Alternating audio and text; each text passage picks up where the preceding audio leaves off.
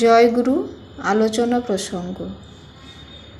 সরোজিনী মা শ্রী শ্রী ঠাকুরকে জিজ্ঞাসা করলেন, যাদের সংসারের খরচ চালিয়ে বেশি থাকে তারা না হয় সঞ্চয় করতে পারে, কিন্তু যাদের সংসারে চলে কষ্টে তারা কিভাবে সঞ্চয় করবে?